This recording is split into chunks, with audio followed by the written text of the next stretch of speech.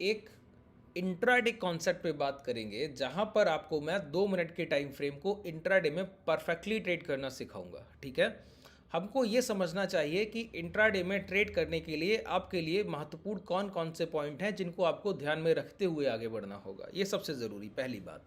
तो हमको इंट्राडे में क्या ध्यान रखना होगा कि एज अ ट्रेडर ना तो हमारे लिए कोई चीज़ महंगी होती है ना ही कोई चीज़ सस्ती होती है। ध्यान रखिए, पहला पॉइंट ये सबसे महत्वपूर्ण है। आप लोग मैक्सिमम अपने बिट्स इसी कॉन्सेप्ट पर कर देते हैं इंट्राडे में कि ये सस्ता है खरीद लीजिए, महंगा है तो बेच दीजिए।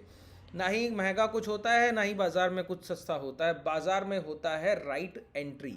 आपकी एंट्री अगर सही जगह हो रही है तो उसके बाद टारगेट मिलना आपके लिए तय है। अच्छा, एंट्री के सही होने का मूल अर्थ क्या है? सबसे पहले इस बात को समझिए। एंट्री के सही होने का मूल अर्थ है जहां पर बायर्स ने किसी सेलर को ब्रेक किया हो या सेलर ने किसी बायर को ब्रेक किया हो, वहां पर आपकी एंट्री बनेगी। और अगर सेलर अपने प्राइस को सस्टेन करा पा रहा है तो आप वेट करेंगे। बायर अगर अगर अपने प्राइस को सस्टेन करा पा रहा है तो आप वेट करेंगे। इसका मतलब है एज अ इंट्राडे ट्रेडर हमको पेशेंस भी आना चाहिए और अपने अर्ली एग्जीक्यूशन भी आना चाहिए। अब मैंने दो बातें एक साथ कह दी। मैंने कहा पेशेंस, धैर्य भी रखना होगा और सही समय पर सही एग्जीक्यूशन भी करना होगा। तो ये एक कॉम्बिनेशन है सर, ये प्रैक्टिस से आता है। आप लोग क्या करते हैं, मार्केट में कोई अपॉर्चुनिटी नहीं, आप अपॉर्चुनिटी बना रहे हैं। जैसे कि ये पूरा बाजार इतना, कल का मोमेंटम है ये, इतना एक रेंज मार्केट में आप बाई एंड सेल करते जा रहे हैं। इसका मतलब क्या है, आप लॉसेस करिएगा और इसके अलावा क्या ही कीजिएगा। ऑप्शन बाइंग में कोई आपके पास दूसरा चारा है क्या? नहीं जा रहा है। तो अगर आप ऑप्शन बायर हैं और ऐसी रेंज को नहीं पहचान पाए कि ये मेरे लिए ट्रेडेबल रेंज नहीं है, तो आप गलती कर गए। अच्छा, आप कैसे नहीं पहचान पाए? क्योंकि आप सेलर और बायर्स के बिहेवियर से ही परिचित नहीं हैं। समझिए, इंट्राडे में मैंने कहा आपके लिए कुछ भी महंगा नहीं, कुछ भी सस्ता नहीं। इसका मतलब हुआ कि फिर आप ट्रेड क्या करेंगे? आपको मुझसे पूछना चाहिए। आपका पहला क्वेश्चन होगा कि फिर मैं ट्रेड क्या करूं? जब मेरे लिए कुछ भी महंगा और सस्ता है ही नहीं तो मैं एंट्री और एग्जिट कैसे प्लान करूं? मैं बोलूंगा लेवल बाई लेवल। इंट्राडे में एज अ इंट्राडे ट्रेडर हमारे लिए ज़रूरी होता है कि लेवल्स को ट्रेड किया जाए। अब अच्छा, ये लेवल्स क्या होते हैं? लेवल्स होता है, मैं आपको बताऊं, अगर एक लाइन में कहना हो तो मैं बोलूंगा प्राइस एक रेंज से दूसरी रेंज की तरफ बढ़ता है। मैंने क्या बोला? प्राइस एक रेंज से दूसरी रेंज की तरफ बढ़ता है। जैसे मैं यहाँ पर कहूँ कि ये सेलर एरिया है, सेलर एरिया का मतलब हो गया कि रेजिस्टेंस एरिया है। फिर मैं यहाँ पर एक लाइन ड्रॉ करूँ, फिर मैं बोलूँ ये बायर एरिया है, इसका मतलब हो गया कि ये खरीदारों का एरिया है। अब ये रेजिस्टेंस एरिया है, सेलर एरिया है, बिकवालों का जोन है। ये बायर एरिया है, खरीदारी का एरिया है, बायर्स जोन है। जब भी प्राइस इसके पास पहुंचे तो ये हॉट जोन है। आप लोगों का क्या है ना, कोई प्राइस रेजिस्टेंस के पास पहुंच रहा है, आप लोग पहले ही प्रिडिक्ट कर देते हैं। क्या करते हैं? पहले ही प्रिडिक्ट कर देते हैं कि प्राइस में ये रेजिस्टेंस से यहां से गिरेगा। पहले ही एक मन बना लिया, किसी ने दूसरे ने पहले ही मन बना लिया गिरेगा नहीं, ब्रेकआउट करेगा। तो जो इसने पहले से मन बना लिया कि प्राइस यहां से रेजिस्टेंस के पास रिजेक्शन लेगा, वो भी गलत है। जिसने पहले ही मन बना लिया कि ब्रेकआउट होगा, वो भी गलत है। हम ट्रेडर हैं, हमको ये देखना होगा कि जब कोई प्राइस एक रेजिस्टेंस के पास पहुंच रहा है तो कैसे एक्ट कर रहा है। वहां नियर बाई रेजिस्टेंस प्राइस का जो साइन होगा वो क्लैरिटी देगा कि अगला फर्दर मोमेंटम क्या होगा। हमको कुछ प्रिडिक्शन नहीं करनी होती है, हमको बस प्राइस में चल रहे मोमेंटम को देख कर कोई ट्रेड एग्जीक्यूट करना है। हमको कोई प्रिडिक्शन नहीं करना होता है। इसीलिए बाजार में बोला जाता है जो सोचा गया वो नहीं लेना है, जो दिख रहा है वो लेना है। जो दिख रहा हो चार्ट पर वो ट्रेड कीजिए, जो सोच रहे हैं वो ट्रेड नहीं करना है। इसीलिए अब आप पूछेंगे कि मार्केट में बेस्ट रेजिस्टेंस और बेस्ट सपोर्ट एरिया कौन से होते हैं। तो अभी मैंने 2-2:30 बजे के आसपास दोपहर में आज एक सेशन किया बॉलिंजर बैंड का, उसको जाकर आप लोग देखिएगा। अगर आप लोग उस बॉलिंजर बैंड के सेशन को नहीं देखे हैं अभी तक तो इस सेशन के बाद बॉलिंजर बैंड के उस सेशन को जरूर देखिएगा। वहां मैंने स्टॉक ऑप्शंस में आपको बाइंग करने का तरीका बताया हुआ है। नीचे डिस्क्रिप्शन में टेलीग्राम का लिंक है, व्हाट्सएप कम्युनिटी का लिंक है, आप वहां ज्वाइन करेंगे, वहां उस वीडियो का आपको लिंक भी मिल जाएगा। और हमारे ट्रेडर्स के परिणाम, जो हम लोग बेसिकली हैज पोजीशंस को ट्रेड करते हैं, है ना, तो वो रिजल्ट्स भी आपको देखने को मिलेंगे कि हम लोग हैजिंग कैसे करते हैं। हमको काफ़ी कुछ सीखने को मिलेगा। तो आप डिस्क्रिप्शन में जाके उसको ज्वाइन कर सकते हैं। पहले इस वीडियो को पूरा अंत तक देख लीजिए, ठीक है। तो बॉलिंजर बैंड में का अपर विड्थ परफेक्ट रेजिस्टेंस होता है और लोअर विड्थ परफेक्ट सपोर्ट होता है। उस वीडियो को देखेंगे तो समझ आएगा, ठीक है। यहां पर मैंने आपको बोला कि रेजिस्टेंस के पास जब प्राइस पहुंचेगा तब क्लियर होगा कि क्या होना है। अच्छा, अब बात यह आती है कि रेजिस्टेंस को निकाला कैसे जाए। सबसे बड़ी तकलीफ क्या है बाजार की कि रेजिस्टेंस को निकाला कैसे जाए। कई लोग क्या करते हैं ना सर कि प्राइस पिछली बार यहां से गिरा और अगली बार फिर ऊपर जाके फिर इधर से ऐसे गिरा, अगली बार फिर यहीं से गिरा, अगली बार यहीं से ऐसे आके गिरा। तो आप लोगों ने कहा देखिए कितनी बार यहां से प्राइस मोमेंटम कर रहा है, तो ये मेरे लिए एक रेजिस्टेंस एरिया। अरे नहीं सर, ये रेजिस्टेंस एरिया नहीं है, बिल्कुल गलत बात है आपकी। क्यों बोल रहा हूं ऐसा? रेजिस्टेंस का मात्र एक डेफिनेशन है, पिछले दिन के सेलर्स के एरिया ही रेजिस्टेंस एरिया है, पिछले दिन के बायर्स के एरिया ही सपोर्ट एरिया है। बात क्लियर हो गई? हमारे लिए बाजार में जितना ज़रूरी अभी का रिसेंट ट्रेडर है, रिसेंट इंस्टीट्यूशंस हैं, उतना ज़रूरी पिछले 5 दिन 8 दिन पहले कौन खरीद कर गया, कौन बेच कर गया, कोई हमारे लिए ज़रूरी नहीं है। जो अभी बायर्स और सेलर्स मार्केट में एक्टिव हैं, जो पोटेंशियली बाइंग और सेलिंग कर रहे हैं, उनका डेटा हमारे लिए ज़रूरी है, उनके एरियाज हमारे लिए महत्वपूर्ण हैं। जैसे अगर मैं आपको बोलूं कि कल के सेशन में मार्केट में जो भी सेलर थे वो प्राइस को इस रेंज से नहीं निकलने दे रहे थे। किस रेंज से? 46,900 के आसपास की रेंज से। अब देखिए 46,900 के आसपास की रेंज से नहीं निकलने दे रहे थे, इसका मतलब है कि अब ट्यूसडे को कभी भी बाजार 46,900 के ऊपर एक कैंडल बनाए, उसके हाई निकाले, आप लॉन्ग कीजिएगा, क्योंकि ये सेलर का एरिया था, ये एक रेंज थी, ये लेवल ब्रेक हो गया। सेलर जहां पिछले दिन का सेलर जो प्राइस रोक रहा था, ये है परफेक्ट रेजिस्टेंस। बात क्लियर हुआ? जब तक आप प्राइस को लॉजिकल तरीके से नहीं देखेंगे, चीजें नहीं काम आएंगी। अब है क्या, आप लोगों का क्या है? मैं तो बोलता हूं पिछले 3 दिन का डेटा आपके लिए सबसे महत्वपूर्ण है। क्लासेस में आप आएंगे, मैं पिछले 3 दिन के डेटा को आपको रीड करना सिखाऊंगा बहुत डीपली, 1 बाय 1, कि पिछले 3 दिन के सेशंस में कौन कौन सी चीज़ों को आप देखते हैं, क्या क्या चीज़ें ऐसी है जिनको देखकर ये समझ आ जाता है कि मॉर्निंग में ही आप बता देते हैं कि आज दिन का मोमेंटम क्या होगा। हमारे ट्रेडर प्रॉफिटेबल है, अच्छा खासा रिटर्न जनरेट कर रहे हैं। क्यों कर रहे हैं? क्योंकि वो मॉर्निंग के पहले 15-20 मिनट में समझ जाते हैं कि इंट्राडे का आज का पूरा दिन का प्रेडिक्शन क्या है, पूरे दिन मोमेंटम कैसे रहने वाला है, बहुत क्लियर कट पिक्चर मिल जाती है। उसको पहचानने के कुछ साइन होते हैं, क्लासेस में उसको हम डिस्कस करते हैं। देखिए, तो आपको नहीं पता कि पिछले 3 दिन के डेटा को कैसे रीड करें और कैसे पता चले कि पिछले 3 दिन के बायर सेलर का प्राइस कौन सा है जहां पर खरीदारी होगी या बिकवाली होगी। ठीक है, तो मैंने आपको अभी तक 3 बातें बताई। प्राइस में आप प्रेडिक्शन को ट्रेड नहीं करते, level by level price trade करता है। एक रेंज से निकलेगा, दूसरी रेंज तक जाएगा, दूसरी रेंज से गिरेगा, पहली रेंज तक आएगा, पहली रेंज से चलेगा, फिर दूसरी रेंज तक जाएगा, दूसरी रेंज को ब्रेक किया तो तीसरी रेंज तक जाएगा। ठीक है, इसका मतलब है कि पिछले 2 से 3 दिन के बायर और सेलर के एवरेजेस अगर आपको मिल जाए, औसत भाव, और उनसे अगर आप एक बात समझ पाएं कि रेजिस्टेंस एरिया क्या है और सपोर्ट एरिया क्या है, और उनकी मार्किंग कर पाएं, तो प्राइस अगले दिन मोस्ट प्रोबेबली उसी रेंज से एक रेंज से दूसरी रेंज तक जाएगा। तो ये काम हमको क्या मैनुअली करना होगा क्या, कि पिछले 3 दिन के एवरेजेस देखें, पिछले दिन के बायर सेलर का औसत खरीदारी देखें। प्राइस के बेसिकली 4 पार्ट होते हैं, OHLC। तो एक एवरेज ओपन प्राइस से निकलेगा, एक एवरेज हाई प्राइस से निकलेगा कैंडल से, एक एवरेज लो प्राइस से निकलेगा कैंडल से, एक एवरेज क्लोज प्राइस के निकलेगा कैंडल से। तो जो क्लोजिंग से एवरेज निकलता है उसको हम इंट्राडे का मिडिल लाइन मानते हैं। जो क्लोजिंग से एवरेज निकलता है, देखिए टेक्निकल थ्योरी अलग है, मैं जिस तरीके से आपको समझा रहा हूं ये बिल्कुल प्रैक्टिकल थ्योरी है। लाइव मार्केट में जाकर ट्रेड कीजिएगा, अभी दिखा दूंगा ऐसे ही सामने आपके, ठीक है, और फिर इन पर बिलीव कीजिएगा कि ये चीजें कैसे काम करती हैं, कितना प्रैक्टिकल है। बैक टेस्ट तो आप लोग कर ही लेंगे, इसके बाद वो तो हो ही जाएगा। ठीक है, समझिए पहले जो चीजें मैं आपको बता रहा हूं। मैंने कहा क्लोजिंग बेसिस से जो प्रीवियस डे के कैंडल्स का एवरेज आता है वो आपके लिए एक परिणामिक लाइन है। परिणामिक लाइन का मतलब हुआ रिजल्टेबल लाइन हुआ। अगर प्राइस उस रेंज के ऊपर तो पॉजिटिव, अगर प्राइस उस रेंज के नीचे तो नेगेटिव। अब देखिए पॉजिटिव प्राइस है तो कहां से किधर चलकर जाएगा, ऊपर की तरफ चलकर जाना चाहिए। ऊपर की तरफ चलकर जाएगा, इसका मतलब है कि पहली बार अगर यहां पर आप कहीं खरीदें तो पहला आपका टारगेट जो हाई से इसका एवरेज निकल कर आता है, जिसको आप कह देते हैं R1, रेजिस्टेंस 1, अगर ये निकल गया तो यहां टच करेगा, रिटेस्ट के बाद फिर जाएगा R2 तक। अगर वो भी निकल गया तो टच करेगा, फिर चलकर जाता है बेसिकली R3 तक। Intraday average momentum R1 to R2, R2 to R3। अब देखिए रेंज तो आपको R5, R4 भी मिलता है, लेकिन आपके लिए रेजिस्टेंस 1, रेजिस्टेंस 2, रेजिस्टेंस 3, ये 3 मैक्सिमम लाइन है। इसके बाद आपको फिर टारगेट नहीं देखना चाहिए। मैक्सिमम मोमेंटम इंट्राडे में इतना ही होता है, और एवरेज मोमेंटम तो R1 तक या R2 तक, फिर उसके बाद भी नहीं होता कई बार, तो है ना, मैक्स टू मैक्स R3 होता है। ठीक है, इसी तरीके से अगर लोअर प्राइस को, हर कैंडल के लोअर प्राइस का एवरेज निकालकर कैलकुलेट करते हैं तो हमको मिलता है S1, S2, S3। देखिए मैंने आपको ये जो पूरा ये कॉन्सेप्ट बताया ना, ये किसका कॉन्सेप्ट है बताइए?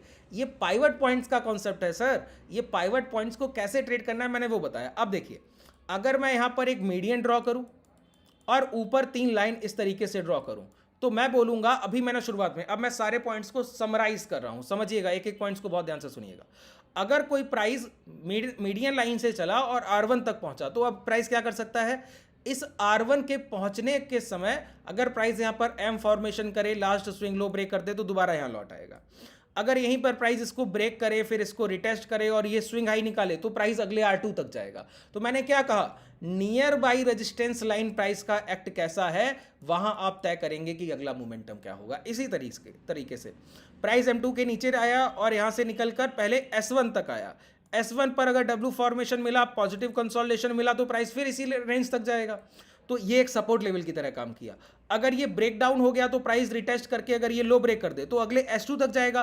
तो ये क्या है, ब्रेक डाउन, सपोर्ट का टूटने की तरह काम किया। तो हमको लेवल बाय लेवल इंट्राडे में सही जगह पर परफेक्ट एंट्री के साथ प्राइस ट्रेड करने का मौका मिलता है।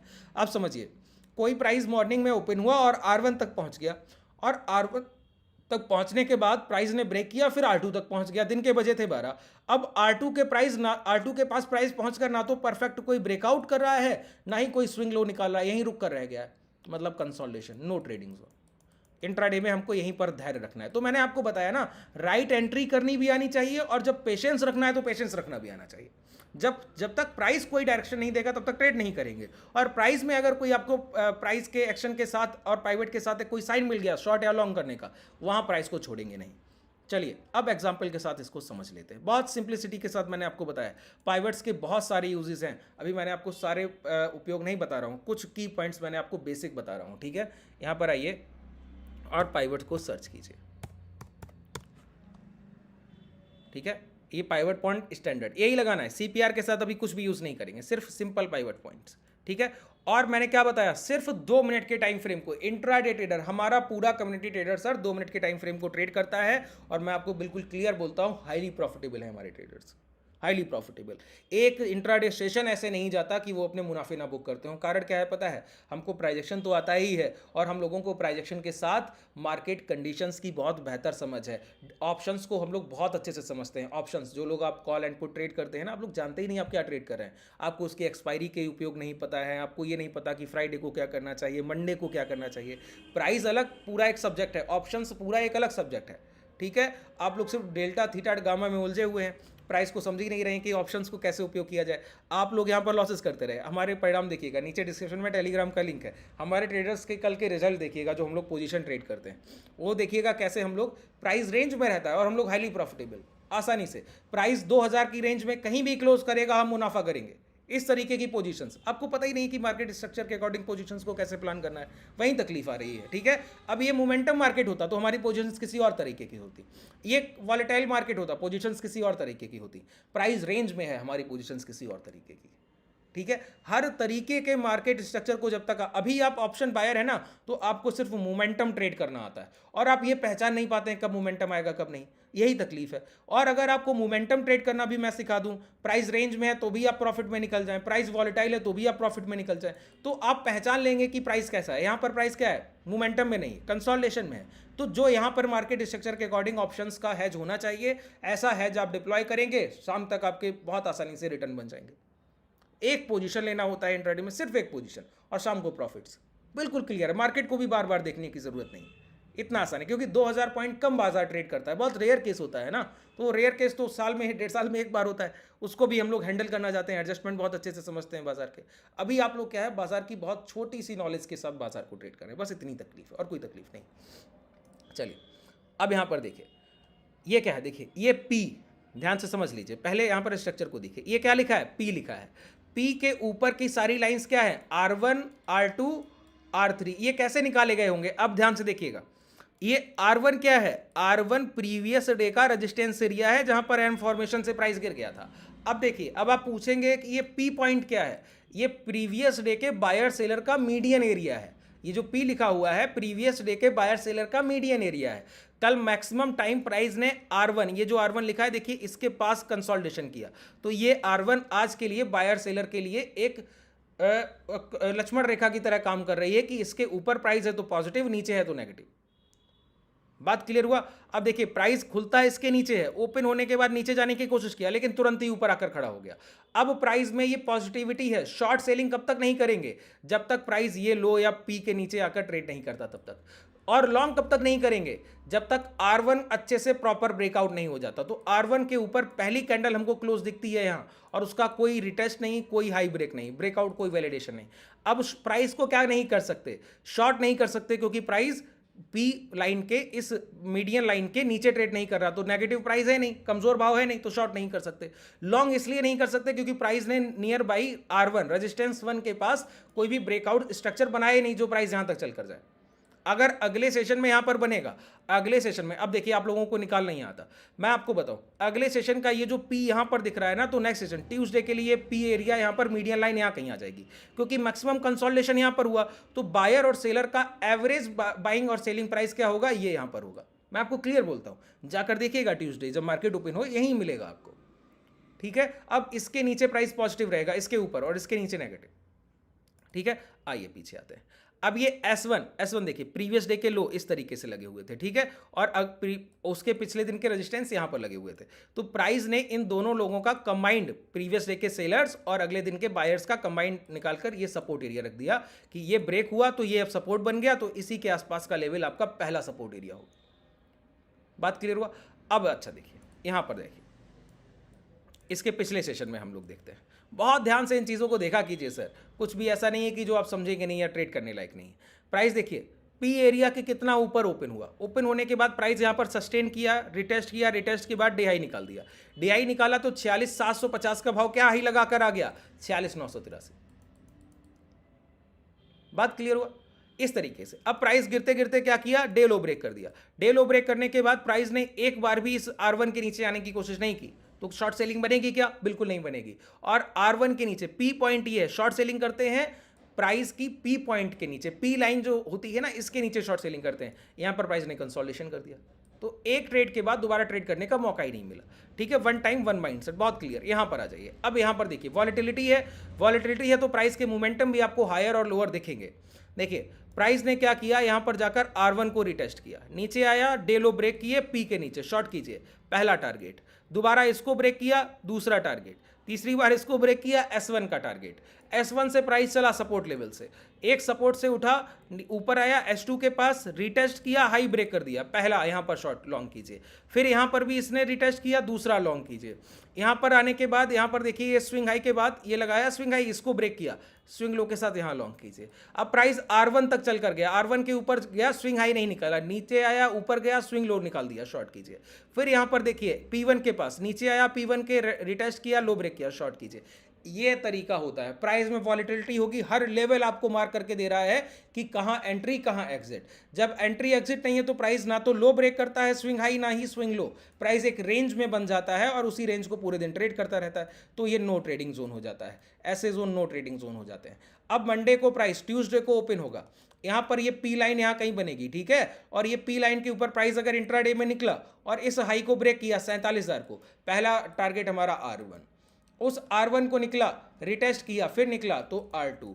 इस तरीके से लेवल बाय लेवल मैंने समराइज कर दिया ना पूरे आपके टॉपिक को। मैंने शुरुआत में बताया महंगा सस्ता देखकर नहीं खरीदते, एक लेवल से दूसरे लेवल को प्राइस ट्रेड करेगा, प्राइस एक्शन के रूल्स के साथ इंट्राडे के पाइवट्स को एज अ सपोर्ट रेजिस्टेंस मानकर वहां ट्रेड एग्जीक्यूट कीजिए, वहां आपके सबसे बड़े प्रॉफिट होने की सबसे ज्यादा संभावना होती है सिर्फ। और आपको देखिए एसएल एरिया बहुत छोटे मिलते हैं, प्राइस अगर मोमेंटम में है तो एक लेवल से दूसरे लेवल तक चल कर जाएगा। तो आपको ये भी पता है, आप लोग टारगेट को लेकर परेशान रहते हैं। यहां पर क्लियर है ना, अगर प्राइस यहां से निकला तो R1 के पास आपको प्रॉफिट बुकिंग करना है, टारगेट भी आपको बताते हुए चल रहा है। यहां से प्राइस निकला, क्लियर है ना, S1 के पास आएगा तो प्रॉफिट बुकिंग करना है, टारगेट आपको बताते हुए चल रहा है, और क्या ही चाहिए आपको। ठीक है, चलिए आज के लिए पर्याप्त है, धन्यवाद। कोई भी डाउट रह गया हो तो नीचे कमेंट सेक्शन में बताइएगा।